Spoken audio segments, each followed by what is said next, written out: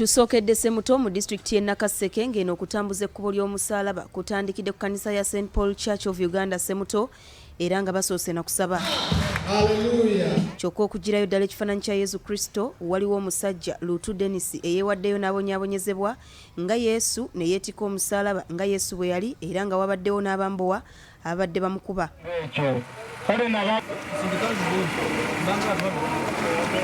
Bano batambudde okugya ekifaananyi kya Yesu era n'atambuziddwa mu bifo eby'enjawulo nga bwakubibwa okumuyiira amazzi okusambibwa n'ebirala era nga byonna bibadde biragira ddala ebyaliwo nga Yesu atulugunyizibwa n'okutuuka okuttibwa.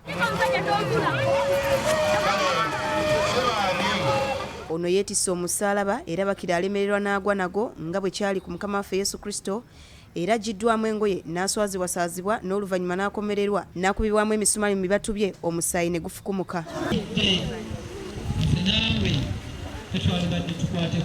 Byonna ebikoleddwa bikomekerezeddwa ku Eklezia ya St Mary's Kijaguzo Parish era wano Yesu Kristo waaziikiddwa mu ntaana ebadde yategekeddwa edda era n'ejjinja ne liteekebwako.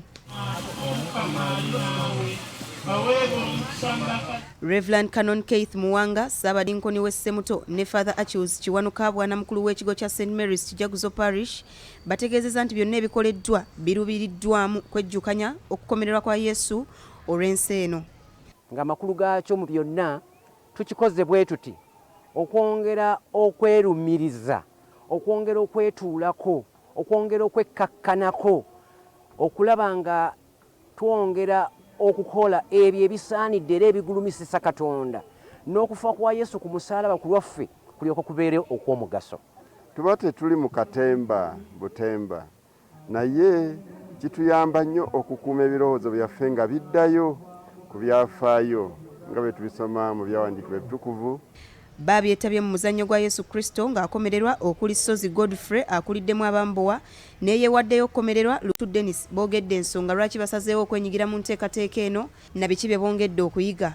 Wadde nga si bwe tubadde tukola ddala nga bwe baakola ne tugezezzaako tugamba tulage abatamanyi kwetowaliza eri Mukama Katonda tubalage nti olunaku olwaleero Mukama Katonda kitaffe atufiiriridde. Kuba kyenkola badde nkyagala naye olwo otuuka n'owulira nga olaba kyali kiwanvu nnyo ate nga kuba ffe tubadde tukola embooko ffe twazeekoledde naye bw'obanga olabye ku sinema nga ebabizannya nti oli zaali njegera embooko za ddala. Mu ngeri y'emu ekire kyenkuba ekikedde okufudemba mu bitundu by'Entebbe tekibalobedde kutambuza kkubo lya musaalaba era ng'abadde bakulembeddwamu omusumba Nathan Mulondo ng'ali wamu n'omubuulizi Kayemba Augustine okuva mu kkanisa ya St Apollo Nkumba.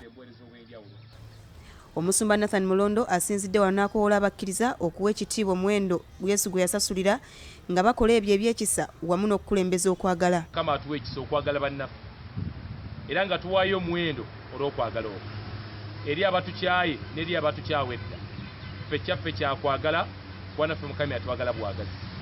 Ono era asabye abo bonna abatannaba kulokoka bafube okulaba nga balokoka kubanga obulokozi y'entabiro ya byonna eri omukkiriza. Era obulugala kyavaga mujje mwena abakooyi kubanga yakimala dda pulaani y'okukulokola mwana wa Mukama oluganda gyeri. Ate musasira Ssaabasajja eri Buddu Abakristu e Masaka batambuze ekkubo ly'omusaalaba nga bajjukira okubonaabona kwa Yesu Kristo wakati mu nkuba ebadde effudemba. Bano okubadde Abakatoliki n'Abakristaayo basimbudde ku Kyabakuza Church of Uganda ne bamaliriza ku Ekereziya nga bakulembeddwa mu Musumba Saveus Jumba n'omulabizi wa West Buganda Right Reverend Henry Katumba Tamale. Wakati mu kutambuza ekkubo ly'omusaalaba ebingi eby'enjawulo bibadde biwaayo ebyetaago nga n'omubaka omukyalo w'e Masaka Juliet Kakande Nakabuye ku lw'abannabyabufuzi asabye Mukama abakwatirwa ekisa olw'enguzi ebafumbekeddemu ebaleetedde n'okuyisa amateeka aganyigiriza wamu n'okusuubiza abalonzi empewo buli kiseera.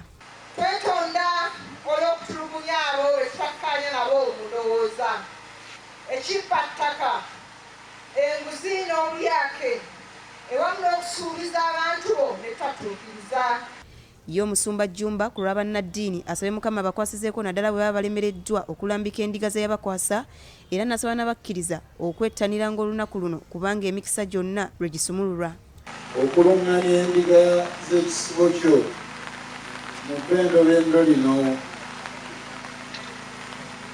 olulabirizo bwa West Buganda n'essaza ery'e Masaka watussaawo abantu bonna tubatuuseeko okwagala kwo. Mu ngeri y'emu omulabizi wa West Buganda Bishop Henry Katumba Tamale annyonnyodde obukulu bw'omusaalaba wadde ng'abamu bakanya kugukolamu nsimbi. Ng'endaba abayimba ennyimba nga obubaka bwazo bwawafu nnyo omusaalaba kyekugamba naye ng'ebijegere babirina wano nga biriko kiki omusaalaba naye ng'amazina ge bazina. Kati ekirindiriddwa ge mazuukira ga Yesu Kristo agagenda okubawo ku Sande ng'ennaku z'omwezi 17. Mukulikeyo nnyo abasasi baffe okuva mu bitundu by'eggwanga